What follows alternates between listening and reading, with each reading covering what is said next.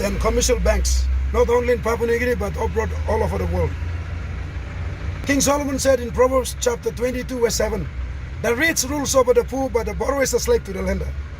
I tell you, politicians all over the world, most of the politicians are media puppets. The real power brokers are industrial tycoons and the banking elites. Most of you people in Papua New Guinea and all over the world, you think that the US president is the powerful man. No, the US president is a puppet. It's not the powerful man. The real powerful man is the chairman of the Federal Reserve Bank. The people of the United States of America are enslaved to the Fed. 1913, December 23rd, President Woodrow Wilson was selling the country to the banking oligarchs.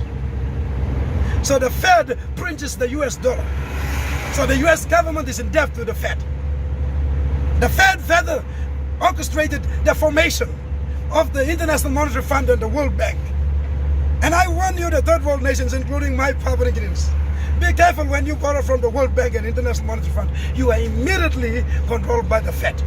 And you must know that the reserve currency for all the currencies on earth, like Malaysian ringgit, Malawi kwacha, Indian rupee, Papua New Guinea kina, Tongan punk, all these currencies were the third world nation or the first world nation or the second world nation, regardless of your economical status and categories, as long as you are civilized, you are controlled by the US dollar.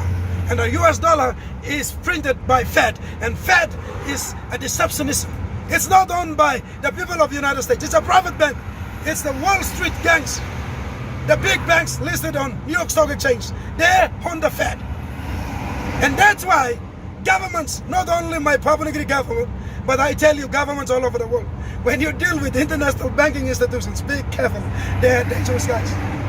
That's why Thomas Jefferson said in 1802, I don't fear the standing army with high-powered weapons fully loaded with ammunition, but I fear the private central bank owners. The money powers will take over US, and the kids of this nation will wake up homeless in the continent that their fathers have conquered.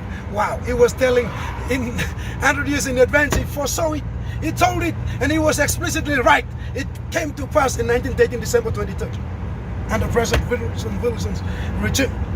So you see, powerful men like Thomas Jefferson, the man who was instrumental in drafting the Constitution in Philadelphia State, when America got independence from the colony of King George III in 1776, July 4th. And the first president, George Washington, was sworn in Wall Street, New York in 1789. Washington DC was later, New York was the first. Soon I'll get there. Lily, I say you baby, but you're not my girlfriend.